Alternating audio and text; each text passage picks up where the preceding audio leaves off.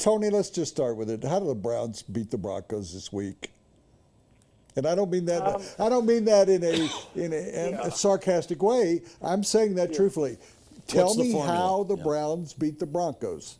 How's it going to happen? Well, it looks to me like if you could get them into a scoring fest, they might have the edge. I mean, they've been rolling up a lot of yards and a lot of points. Granted, they've been against bad defenses, so it's given them confidence for this game against the number one ranked defense in the league. But the Browns, Josh McCown, and I think he went through Denver, didn't he? Or no? No. For every team but Denver.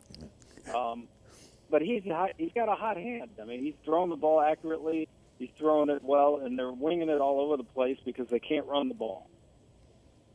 Tony, if you had to pick a quarterback right now, who would you take, Josh McCown or Peyton Manning? Well, I'd still stick with the brain of Peyton over the entire body of Josh McCown. Or his body of work. Yeah. Tony's one of my favorite people. He knows that. That's why I could kid him coming in. Tony's been one of my favorite people for 30 years, so that's why I can say that. But, I mean, are they going to have to go get another quarterback now, or is there hope for Johnny Football? Woody, I don't think there is, but they may not have come to that conclusion yet. This is kind of like his rookie year all over again, since last season was all screwed up with a problem he had that he ended up checking himself into rehab.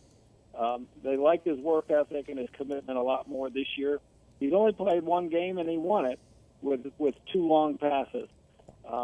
But he's not going to grow any taller. He's not going to gain any more strength in his body. Those are the questions that really concern me as far as being successful in the NFL.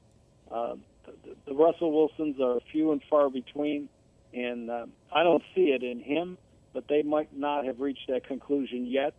So I think they have to try it again next year in the draft. I just don't understand, Tony, from a distance, that the only thing so he comes in, they do win that game.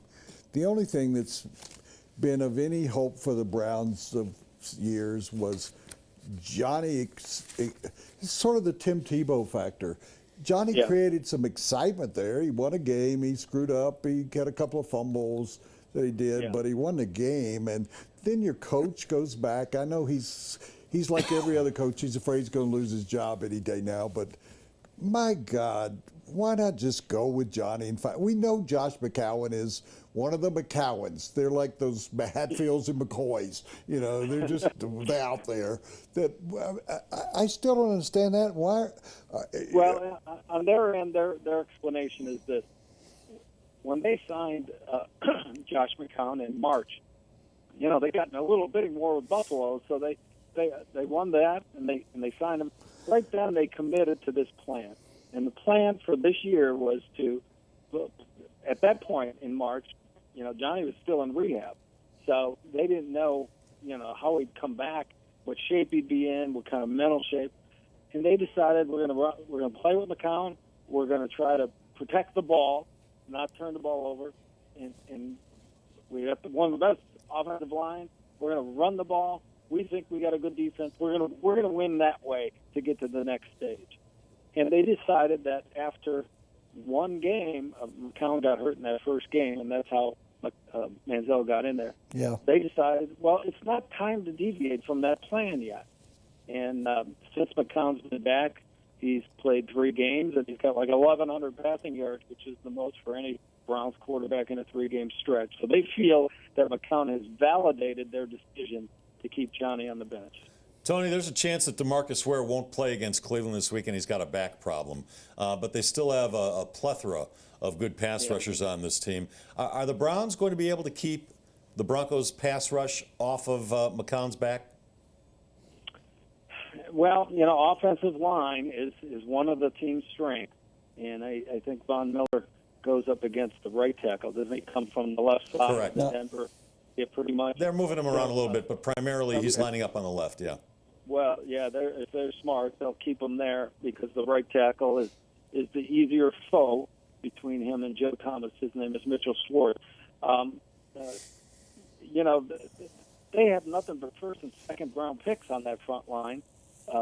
So they have to beat a guy like Von Miller in order for their plan to work. So I think they try it, and they'll give them help. It's a big help if Ware doesn't play because they can slide everything over there. But yeah, I think they can do it. They've been thrown to the backs more, something they didn't do all of last year, and they've been making plays in short passing situations and running with the ball and all that. So that might keep Von Miller at bay for a play or two.